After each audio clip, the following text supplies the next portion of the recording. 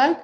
So thank you all very much for joining. So because tomorrow is Gita Jayanti, so we are going to read all the translations of Bhagavad Gita tomorrow. So we thought today we will do the Srimad Bhagavatam. So we are in the 18th chapter of Canto 1 of Srimad Bhagavatam. So let me share my screen with you all. 1 second. Srimad Bhagavatam. 118. So 1 second, I am sharing my screen.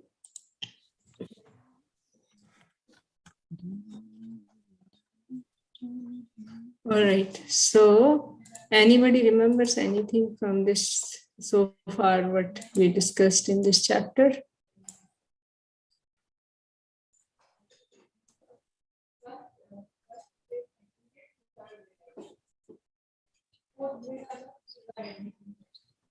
Haribol? Yeah, Mataji, we realized that Bharat Parikshit, initially when Kali came and Bharat Parikshit wanted to chastise Kali, and then Kali took refuge, took shelter at Maharaj Parikshit's feet, and then Maharaj Parikshit excused him, but Kali wanted to stay in his kingdom, and Maharaj Parikshit said he cannot, but then Kali said that he surrendered to him, so he gave him the 5 places, the four no meat eating, wherever there's meat eating, gambling, intoxication, and illicit acts, and gold, and then but what happened was it was during Maharaj Parikshit's time, because he was ruling so nicely. It was very difficult for Kali to maintain, but then slowly he started infiltrating. That's how much I remember. Yeah, so in this we heard about that Sutta Goswami, he's setting a scene in the beginning of this chapter for the sages of Naimisharanya to hear about the death of Parikshit Maharaj. So he starts the chapter with saying that how glorious Parikshit Maharaj's birth was, right? That is how he begins the chapter. In order to create that inquisitiveness in the sages to hear about his death also. So he speaks about how his death is also going to be glorious. So that is what he speaks in the first 10 verses, and he speaks about the way Parikshit Maharaj dealt with the age of Kali. And he, like this verse here, he was a realist, like the bees who only accept the essence. He knew perfectly well that in this age of Kali, auspicious things produce good. So this is the very nice verse. We discussed that how if the bad things that are in our mind, they don't take effect. But if we have good thing in our mind, that is considered as, we did that auspicious act. So means we discussed that one, like in our heart, in our mind, if we can always think of serving others and pray for others, then, even though we are not able to do those things, but still Krishna accepts that bhav, because Krishna is bhavagrahi janardana. So in Kali Yuga, the things are like that. And then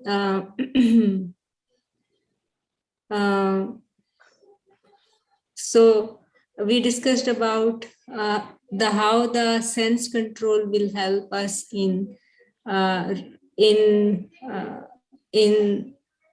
not being affected by age of Kali. So we discussed a lot about the 4 regulative principles, following the 4 regulative principles. And even if the wealth is there, but if it is used in Krishna service, then it is not age of Kali. The miserable condition of age of Kali is not going to affect us at all, right?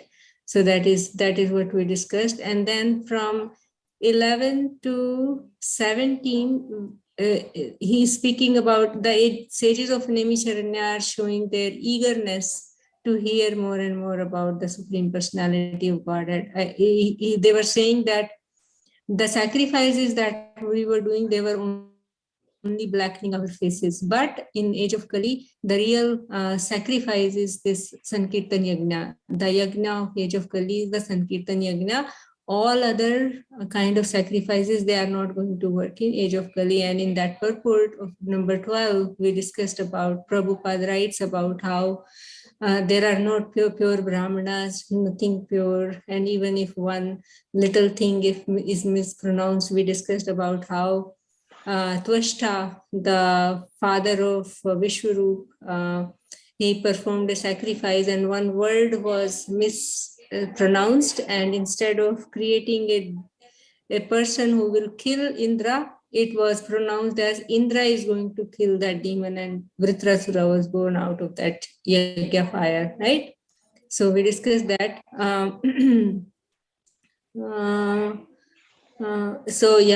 So their bodies have become black, and we discuss, this is the very beautiful verse, the value of a moment's association with the devotee of the Lord cannot even be compared to attainment of heavenly planets or liberation from matter. So that association, sadhu sanga sarva shastra kahe, lava matra sadhu sanga sarva siddhi hai. In Chaitanya Charitamrita we hear that verse.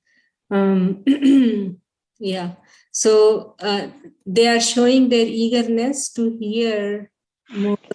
Means the topics about Krishna are unlimited, and when we say topics about Krishna, that is always in relation to his devotees. So they are unlimited and they are never satiated.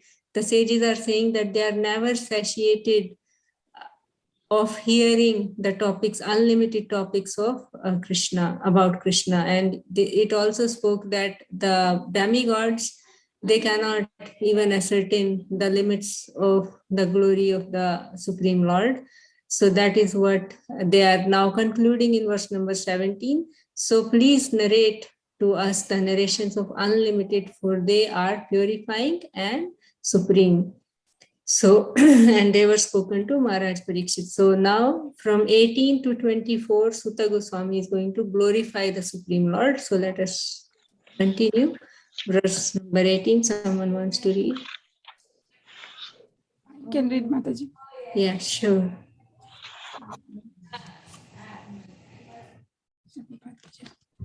Sutta vacha aho vayam janma भृतोधा हास्म वृद्धानुवृत्त्यापि विलोम जाता दोस्कुल्यामाघिं विधुनोति शीघ्रं महात्मानं भिध्यान योगः.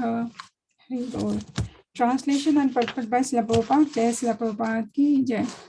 Sri Sutta Goswami said, "Oh God, although we are born in a mixed caste, we are still promoted in birthright simply by the serving and following the great who are advanced in knowledge. Even by converging with such great soul, one can without delay cleanse oneself of all disqualification resulting from lower birth." Purport by Srila Prabhupada. Jai Srila Prabhupada ki jai. Sutta Goswami did not take his birth in a Brahmana's family. He was born in a family of mixed caste or an uncultured low family. But because of higher association like Sri Sukhdev Goswami and the great Rishi of Naimisharanya, certainly the disqualification of inferior birth was stopped. Lord Sri Chaitanya Mahaprabhu followed his principles in pursuance of the Vedic usage, and by his transcendental association, he elevated many lowborn or those qualified by birth or action to the status of the devotional service and established them in the positions of acharya or authorities. He clearly stated that any man, whatever he may be, whatever a Brahmanaj or Sudra by birth, or a householder or mendicant in the order of society, if he is conversant with the science of Krishna, he can be accepted as an acharya or guru, as a spiritual master. Sutta Goswami learned the science of Krishna from great rishi and authorities like Sukadev and Vyasadev, and he was so qualified that even the sages of Nimisharanya eagerly wanted to hear from him the science of Krishna in the form of Srimad Bhagavatam. So he had the double association of great soul by hearing and preaching. Transcendental science, or the science of Krishna, has to be learned from the authorities, and when one preaches the science, he becomes still more qualified. So Sutta Goswami had both the advantage, and thus undoubtedly he was completely freed from all disqualification of low birth and mental ignorance. This verse definitely proves that Srila Sukadev Goswami did not refuse to teach Sutta Goswami about the transcendental science, nor did the sages of Nimishara refuse to hear lesson from him because of his inferior birth. This means that thousands of years ago there was no bar to learning or preaching the transcendental science because of inferior birth. The hierarchy of the so-called caste systems in Hindu society became prominent within only 1,000 years or so, when the number of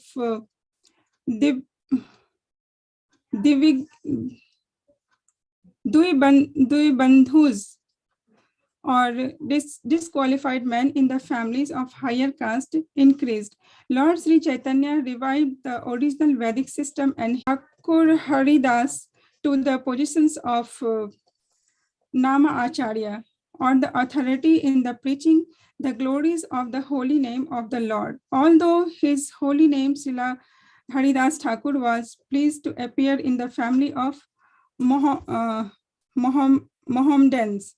Such is the power of pure devotee of the Lord. The Ganga water is accepted as pure, and one can become purified after taking a bath in the water of the Ganga. But as far as the great devotee of the Lord are concerned, they can purify a degraded soul even by being seen by the lowborn. And what to speak of association? Lord Sri Chaitanya Mahaprabhu wanted to purify the whole atmosphere of the polluted world by the sending qualified preachers all over the world.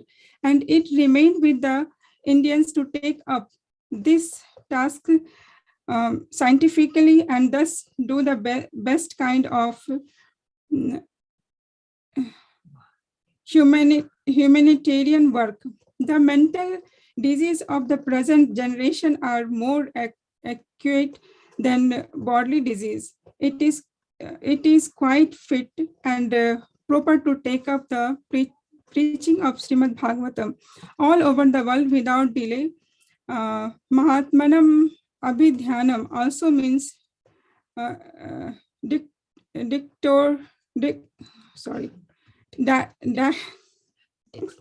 dictionary of great devotees, or a book full of the word of great devotees. Such a dictionary of the word of great devotee and those of the Lord are in the Vedas and light lectures specify and the Srimad Bhagavatam. Hari Bol.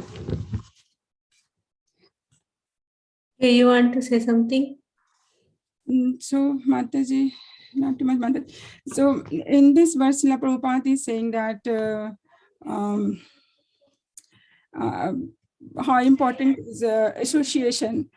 So, if a person is born in low family, but if he associate with the devotee, he can be acharya and preacher. He is qualified for preaching. And you go ahead, Madan. Yeah, so something, tell me something, what might have touched you or what struck you the most in this purport and the verse? So in this verse, yes, Mataji. What is the main essence that is in this verse and the purport? There is one little essence. Association of devotee is the Yeah. essence of this verse. Yeah. So basically, Sutta Goswami is actually a low-born, basically. It's because his birth was Partilom marriage, means the mother was of a different caste and the father was of a different caste, Roma Harshan Sutta. So Sutta Goswami is the son of Roma Harshan. And the wife was of different caste and his mother was of different caste and father was of different caste. So that is called Partilom marriage, and it is not very, high class kind of. So he was kind of low born, but because he got the association of Sukadeva Goswami, that is why because we see a person not by birth, but by his how much tattva of Krishna does he know. So that verse Srila Prabhupada is quoting in this first paragraph from Chaitanya Charitamrita, Madhya Lila, chapter 8, verse number 128. Kiba vipra kiba nyasi shudra kene nae, ye Krishna tattveta se guru hai. Srila Prabhupada would quote this verse mostly many times. Kiba vipra kiba nyasi shudra kene nae, ye Krishna tattveta se guru hai. What does this mean? It says that no matter whether somebody is a Shudra or lowborn or a Brahmana, but that is not the criteria. But ye Krishna Tattvavet se Guru hai. Jo the person who knows the Tattva of Krishna, he is the Guru. So Sutta Goswami, because of the association with Sukadeva Goswami, he understood that Tattva about Krishna and he heard the Bhagavatam. So what is he saying? Oh God, although we are born in a mixed caste, so that is because mixed caste, because his mother was of different caste and father was of different caste. Remember from Bhagavad Gita chapter 1, Arjuna gives that reason to not fight, because then there will be Varna Shankara, right? So that is why he is kind of not a high class person, Sutta Goswami, by birth. So we are still promoted in birthright simply by serving and following the great who are advanced in knowledge. So this is very important. And earlier we heard another verse that was glorifying a moment's association of a devotee. The sages of Naimisharanya, they were glorifying Sutta Goswami that somehow by great fortune we got your association. Right? Earlier in this chapter, we heard that. So then what happens in that association? Even by conversing with such great soul, one can without delay cleanse oneself of all disqualification resulting from lower birth. So that association can cleanse our heart of any disqualifications, right? And what qualification do we have? Like, when we go to yatras and all that, so Maharaj would say, what qualification do we have to enter Vrindavan or anything? And Maharaj would answer that. He would say that we don't have any qualification. It is Srila Prabhupada who had given us this qualification to come to the Dham. So that is all because of Srila Prabhupada. We have this Bhagavatam and we are knowing that it is that association which can actually, so and here, which can actually elevate us, which can cleanse our heart of all the misgivings that we may have because of our karma and because of whatsoever it may be, right? Because what is that special about devotee association is Krishna's system is bhakti comes from a bhakta, and without bhakti we cannot be purified, right? The tendency to commit sin will go only will go away only when there is a tinge of bhakti, only when there is a touch of bhakti, and that will come only through a devotee who has it. Actually, only a devotee who has it, and that devotee only can give that to us. So here again, whatever whatever a whether a Brahmana or Shudra by birth, or a householder, or mendicant in the order of society, if he is conversant with the science of Krishna, he can be accepted as an acharya or guru. That is the verse that Chaitanya Charitamrita, Kiba Vipra Kibanyasi Shudre ke ninoy, ye Krishna Tattva Veta se guru hai. Okay, and then what is Prabhupada describing here? So Suta Goswami, we heard, because actually when Sukadev Goswami was speaking Bhagavatam to Parikshit Maharaj, Suta Goswami was in the assembly of devotees, and and Sukadev Goswami has heard it from his father. When he was back, he was not wanting to come out of the womb of his mother, but he was an impersonalist, and but by hearing the verses of Bhagavatam, he became a devotee, right? So here, how does he have the double association? So what he learned the science of Krishna from great rishis and authorities like Sukadev and Vyasa, and he was so qualified that even the sages of Naimisharana eagerly wanted to hear from him the science of Krishna in the form of Srimad Bhagavatam. So basically, and when Suta Goswami was speaking at that time also in the assembly, there was Vyasadeva sitting. Right? So he had a double association of great souls by hearing and preaching. Means once he was hearing from Sukadeva Goswami, and then he was preaching the message. So hearing and Kirtanam, Sharvanam, Kirtanam, both are going on, right? Yeah. So that is what it's described here.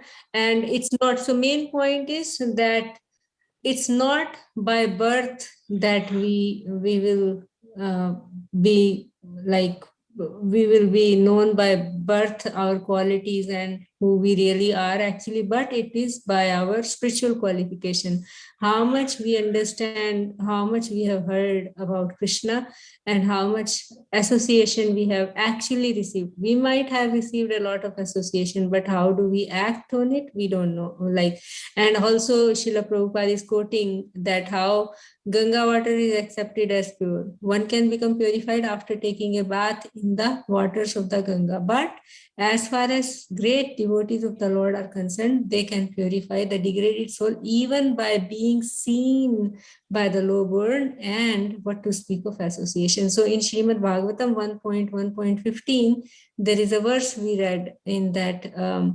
the sages of Naimisharanya were telling Sutta Goswami that those great sages who have completely taken shelter of the lotus feet of the Lord can at once sanctify those who come in with them. Whereas the waters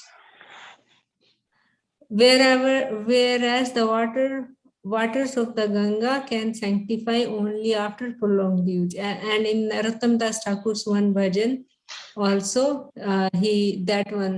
Eboro Karuna Koro Vaishnava Gosai, that verse, that bhajan, he says that Gangara Parasha Hoile Paschate Pava दर्शने पवित्र करो ये तुम्हारा गुण.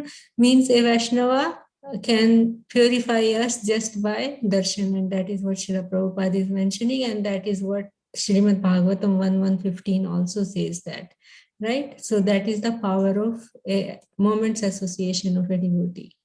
Okay, so let's move on to the next verse. So very, very nice point here. And this is what actually Srila Bhakti Siddhanta Saraswati Thakur, because in that time there was this Samartha rule, like basically people would come in India that, okay, who is by birth only is Brahmana, nobody else. And Srila Prabhupada was also actually, questioned that how can these Western people be the Brahmanas, and such high class. How can they be? And Srila Prabhupada also and Srila Bhakti Siddhanta also proved that it is not by birth, but it is by what the qualities, not by birth, that one should be a Brahmana, not a Brahmana. All right, so let's move on to the next verse. So I can read Mataji. yeah. Thank you.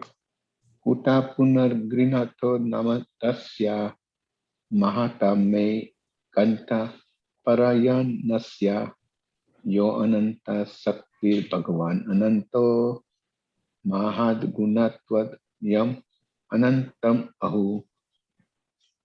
Translation purported by Srila Prabhupada. Srila Prabhupada ki jai. And what to speak of those who are under the direction of the great devotees, chanting the holy name of the unlimited, who has unlimited potencies. The personality of Godhead, unlimited in potency and transcendental by attributes, is called the Ananta, unlimited. Purport by Srila Prabhupada, Srila Prabhupada ki jai. The Dvija Bandhu, or the less intelligent, uncultured men, born of higher caste, put forward many arguments against the lower caste men becoming Brahmanas in this life. They argue that birth in a family of Sudras or less than Sudras is made possible by one's previous sinful acts, and that one therefore has to complete the terms of disadvantages due to lower birth. And to answer these false logicians, Srimad Bhagavatam asserts that one who chants the holy name of the Lord under the direction of a pure devotee can at once get free from the disadvantages due to lower caste birth. A pure devotee of the Lord does not commit any offense while chanting the holy name of the Lord. There are 10 different offenses in chanting the holy name of the Lord. To chant the holy name under the direction of a pure devotee is offenseless chanting. Offenseless chanting of the holy name of the Lord is transcendental, and therefore such chanting can at once purify one from the effects of all kinds of previous sins. This offenseless chanting indicates that one has fully understood the transcendental nature of the holy name and has thus surrendered unto the Lord. Transcendentally, the holy name of the Lord and the Lord Himself are identical, being absolute. The holy name of the Lord is as powerful as the Lord. The Lord is the all-powerful personality of Godhead, and He has innumerable names, which are all none different from Him and are equally powerful also. In the last word of the Bhagavad Gita, the Lord asserts that one who surrenders fully unto Him is protected against all sins by the grace of the Lord. Since His name and Himself are identical, the holy name of the Lord can protect the devotee in all effects of sins. The chanting of the holy name of the Lord can undoubtedly deliver one from the disadvantages of lower caste birth. The Lord's unlimited power is extended on and on by the unlimited expansions of the devotees and incarnation. And thus, every devotee of the Lord and incarnations also can be equally surcharged with the potency of the Lord. Since the devotee is surcharged with the potency of the Lord, even fractionally, the disqualification due to lower birth cannot stand in the way. Haribol. Yeah, Prabhu, you want to say something? Yes, Mataji, the most important thing, first of all, is, not most important, but Prabhupada starts by saying that, one is qualified not based on birth, like we previously discussed, but by one's spiritual qualification. And then it's just chanting, one person who can chant offensively, can automatically be lifted from the lowest form to the topmost devotee. And Prabhupada also explains that the whole holy name and the Lord being absolute are non-different. So the holy name is identical to the Lord. And by taking shelter of the holy name, one will be protected from all sins, and also be purified of all sinful reactions. And the chanting again, he emphasizes, says it twice again, the chanting of the holy name will deliver one from the low birth, And that's all I have to say about that. Yeah. So I was just trying to think of the link between these two, this previous verse and this verse. So previous verse in 18, he is speaking about the effect of the association of a devotee, right? The previous verse, it is speaking about the effect of the association of a devotee, that even born in a mixed caste, but he was given all the rights because of his association with Sukdev Goswami, right? And here he's saying, okay, and what to speak of those who are under the direction of great devotees, means like, okay, he had the association and then chanting the holy name of the unlimited, meaning association, and in that association he is chanting the holy name, right? Which is means of that unlimited, who has unlimited potency. The personality of Godhead, unlimited in potency and transcendental by attributes, is called Ananta, unlimited. Yeah. So basically here, okay, association we got, and then on top of it we are chanting the holy name of the Lord, right? So and also I remember in first chapter of the first canto, there was also similar something was described about the chanting of the holy name. Yeah. Yeah. So in that, the verse number 14, where it is saying that living beings who are entangled in the complicated meshes of birth and death can be freed immediately by even unconsciously chanting the holy name of Krishna, which is feared by fear personified. 1114. Let me. Anyway, I just give the translation, but if you want to see, then you can see the verse also here. Yeah, so this is the verse where living beings who are entangled in the complicated meshes of birth and death can be freed immediately by even unconsciously chanting the holy name of the Lord. But in here, in the purport, Srila Prabhupada is speaking about offenseless chanting, right? When the devotees are chanting offenselessly, so the whatever impurities one might have, that will completely be gone. So and then we hear all the time, again and again and again, the last 11th offense. It is also an offense to be inattentive while chanting, and Bhakti Vinod Thakur says that all the 10 offenses that are against the holy name are listed. They are all coming from one offense, which is inattention. So we should try to be attentive. And there is one lecture by His Holiness Bhakti Chaitanya Maharaj, where he says 3 rules in chanting. And then he says, first is be attentive. And then again he says, second rule again is be attentive. And the third rule again is to be attentive. And that lecture is there on the GBC SPT YouTube channel. So I will share tomorrow, hopefully, if I remember and Krishna allows me to. I will share that lecture. It's very nice, right? So basically, here, the chanting of the holy name of the Lord can undoubtedly deliver one from the disadvantages of a lower birth. So that is the glory of the holy name. And in the Kali Yuga, that is the only way. Hare Hare Nama eva kevalam astiva nastiva gatir anyatha.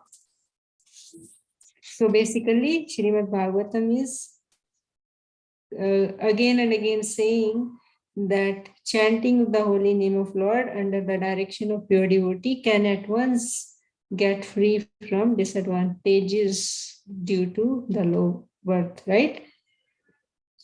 Yeah, so only thing is offenseless. And how will we start becoming offenseless? Is we need to start paying attention to what we are chanting. And Srila Prabhupada says that we should just chant and we hear from the ear. Then there is no question of the mind in between, right? So that is we should try to hear what we are chanting. And, if we focus on, okay, am I pronouncing the name correctly? Then it will, ear and the mouth they will actually capture the mind. Yeah. All right. And also in the end, Srila Prabhupada is describing that that Sikshastakam verse, Chetodarpan Marjanam Bhavamaha Davagni Nirvapanam. The second verse of Sikshastakam, Nam Namakari Baudani Sarva Shakti Tatra Arpita Niyamite Smrane Nakalaha Etadrishi Tava Kripa Bhagavan Mamapi Durdev Vidrishim Aijana Nuraga, meaning in all the names of the Lord, complete full potency is there. And Krishna is so kind that he has not given any rules and regulation. It can be chanted in any stage, any time, any place, any situation, everywhere. But my bad fortune is that I am not, my condition is that I am not even attracted to the holy name. So, but holy name is fully potent. So, should we move on? We can do one more verse. Can I read, Mataji? Yes, Mataji, please. Sure. Thank you. Thank you. Etavatalam nanu suchitena guner asamya anati sayanasya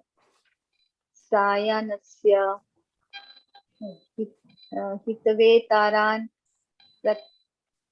prarthayato vibhutir yasyangri renum chusate anabhipasoha. Translation purport by Srila Prabhupada. It is now ascertained that He, the personality of Godhead, is unlimited and there is none equal to Him. Consequently, no one can speak of Him adequately. Great demigods cannot obtain the favor of the goddess of fortune even by prayers, but this very goddess renders service unto the Lord, although He is unwilling to have such service. Purport. The personality of Godhead or the Parameswar Parabrahman, according to the Shrutis, has nothing to do. He has no equal, nor does anyone excel him. He has unlimited potencies and his every action is carried out systematically in his natural and perfect ways. Thus, the Supreme Personality of Godhead is full in himself and he has nothing to accept from anyone else, including the great demigods like Brahma. Others ask for the favor of the goddess of fortune, and despite such prayers, she declines to avoid such favors, but still she renders service unto the Supreme Personality of Godhead, although he has nothing to accept from her. The personality of Godhead in his Garbhodakshai Vishnu feature begat Brahma, the first created person in the material world, from his navel lotus stem, and not in the womb of the goddess of fortune, who is eternally engaged in his service. These are some of the instances of his complete independence and perfection. That he has nothing to do does not mean that he is impersonal. He is transcendentally so full of inconceivable potencies that simply by his willing, everything is done without physically or personal endeavor. He is called therefore Yogeshwara or the Lord of mystic powers. Hari Bol. Yes, Mataji. So in this verse, Srila Prabhupada explains the Krishna, he is the supreme, he is no one can excel him. So, and he has an unlimited potency. So even the goddess of fortune give render service to the Lord, and he is full. So by even also the Brahma, he born Brahma by from his navel. So yeah, so and still he does not impersonal, he is transcendentally full. And he has an unlimited potency. Yeah.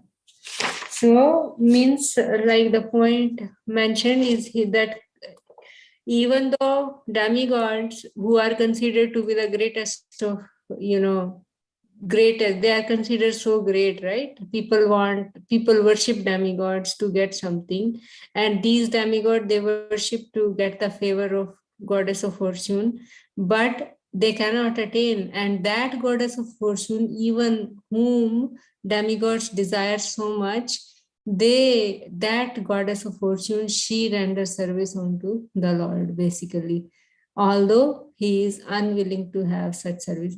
Krishna doesn't want anything from any of us, but goddess of fortune, who is being hankered by everyone, she does that service, right? And he is completely independent and completely perfect. He's yeah.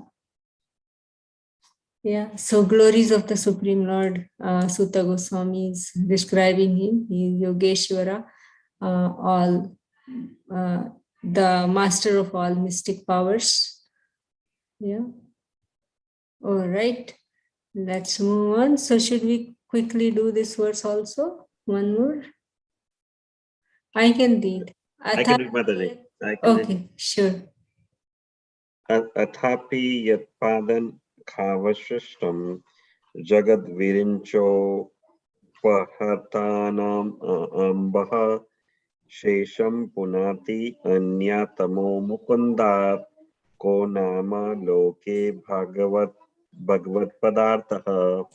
Translation and purport by Srila Prabhupada. Srila Prabhupada ki jai. Jai. Who can be worthy of the name of the Supreme Lord but the personality of Godhead, Sri Krishna? Brahmaji collected the water emanating from the nails of his feet in order to award it to Lord Shiva as a worshipable welcome. This very water, the Ganga, is purifying the whole universe, including Lord Shiva. Purport: the conception of many gods in the Vedic literatures by the ignorant is completely wrong. The Lord is one without a second, but he expands himself in many ways, and this is confirmed in the Vedas. Such expansions of the Lord are limitless, but some of them are the living entities. The living entities are not as powerful as the Lord's plenary expansions, and therefore there are two different types of expansions. Lord Brahma is generally one of the living entities, and Lord Shiva is the via medium between the Lord and the living entities. In other words, even demigods like Lord Brahma and Lord Shiva, who are the chief amongst all demigods, are never equal to or greater than the Lord Vishnu, the Supreme Personality of Godhead. The goddess of fortune, Lakshmi, and all-powerful demigods like Brahma and Shiva are engaged in the worship of Vishnu or Lord Krishna. Therefore, who can be more powerful than Mukunda, Lord Krishna, to be factually called the Supreme Personality of Godhead? The goddess of fortune, Lakshmi Ji, Lord Brahma, and Lord Shiva are not independently powerful. They are powerful as expansions of the Supreme Lord, and all of them are engaged in the transcendental loving service of the Lord, and so are the living entities.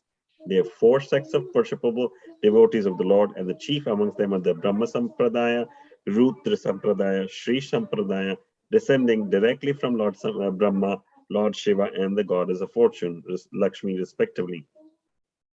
Besides the above mentioned three sampradayas, there is the Kumara Sampradaya descending from Sanat Kumara. All of the four original sampradayas are still scrupulously engaged in the transcendental service of the Lord up to date, and they all declare that Lord Krishna, Mukunda, is the Supreme Personality of Godhead, and no other personality is equal to him or greater than him. Very well. Very well. Very beautiful purport here. Is mentioning it's being mentioned that who can be the Supreme Lord but Sri Krishna, right? The demigods like Brahmaji is collecting the water, the Ganga water from the nails of Krishna or Vishnu, and he's giving it to Shiva, who also worships that Ganga, because he takes it on his locks of hair, and then it comes to the material world. So this Ganga water is coming from Krishna and is purifying the whole universe, including Shiva. So again, it's being mentioned that there can be many demigods. They can be demigods who are the living entities, but many people think in Sanatana Dharma there are many gods, but there is not many gods. They are demigods. There is only one God for whom there is no second, and that one God is Krishna. So the other demigods are in constant devotional service to the Lord, like Lord Brahma, Shiva, even the goddess of fortune, Lakshmi Ji, is also always serving Vishnu. So everybody else is serving the one and Supreme Lord Krishna, And even all the four sampradayas, the Brahma Sampradaya, the Rudra Sampradaya, the Sri Sampradaya, and the Kumara Sampradaya, they also declare Krishna to be the Supreme Personality of Godhead. Yeah. Yeah, Prabhu, very clearly Sutta Goswami is describing that actually that Supreme Lord is Krishna. So again, that verse in 3rd chapter of Bhagavatam, after describing the handful of incarnations in chapter 3, then in that Ete Cham Sakala Pumsa Krishnastu Bhagavan Swam Indrari Vyakulam Lokam Mridyanti Yuge Yuge. So for all those expansion and plenary expansion, Ete Chamsak, they are all the small expansions and part of the plenary expansion. Krishnastu Bhagavan Swam, that Krishna is the only Bhagavan actually. Right? So here this verse is also describing the same thing.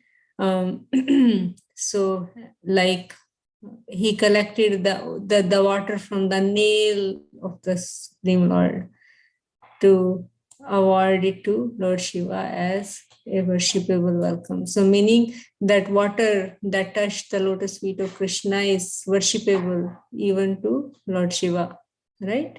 So Lord Shiva actually then, even though Lord Shiva is greater than Lord Brahma, but still that he worships that water which is coming from the toenail of the Supreme Lord, right? Yeah. And that water which is touched the lotus feet. Why is Ganga pure and why it has the potency to purify? Because it is emanating from, it has touched the toenail of the Supreme Lord, right? So that is why Ganga is pure and it has the purifying potency. Yeah. So I think we will end here. And if somebody wants to share something, say something, please share. So in these 4 verses that we read today, the glories of the Supreme Lord and the association of devotee and the chanting of the holy name is described.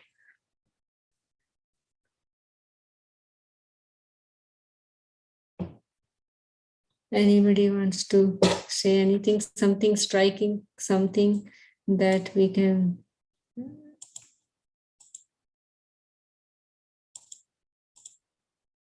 Mataji, is there a story about the Ganga coming from the toenail? I don't know that. Yeah, there is a pastime of Ganga coming from the toenail, but I also don't remember. I think Mataji, I think that was the time when Vaman Dev, he pierced the... When Vaman Dev pierced the... When Vaman Dev, go ahead, He took the 3 steps. you can tell. No, Mata, you can explain, the 3, when he took the 3rd step, I'm sorry, when he took the second step, I believe, he pierced the end of the material covering and then how...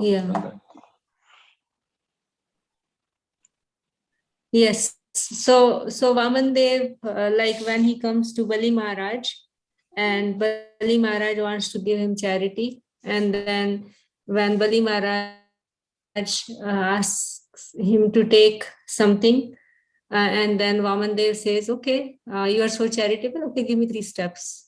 And then Bali Maharaj thinks, oh, this is, why are you asking for such little? And then Vaman Dev shows him in 1 step, he completely covers, in 2 steps, he completely covers the whole universe, and it pierces the outer covering of the universe. And then Ganga comes, and in the 3rd step, then he says, okay, you were giving me 3 steps. Now where should I put my 3rd step? And then Bali Maharaj surrenders, okay, you put it on my head. Yeah, then Ganga comes. Yeah. There is more detail to it that I kind of don't remember. I know I have heard, but my memory is not. Only thing I remember, the Ganga came with so much force, and Lord Shiva was kind enough to put it in his jata. Jata. To reduce the flow. Jata. Yeah. Yeah. So most important point that we heard today for our application is that we should not judge anybody by in what family they take birth, right? And that association of a devotee can transform, it can take away all our disqualifications on the side. And Srila Prabhupada wrote the example of Srila Haridas Thakur, how he was born in a Mohammedan family, but he was made Namacharya, basically. So which is such a high position.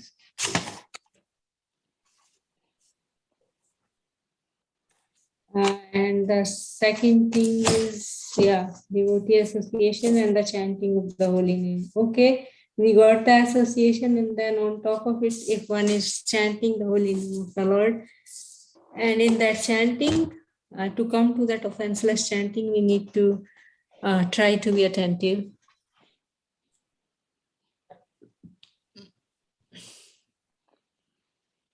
Yeah. And there can be nobody more. Krishna is the Supreme Lord. When we say Supreme Lord, that means Krishna, and everybody else and everything else is his extension. All right, dear devotees, thank you all very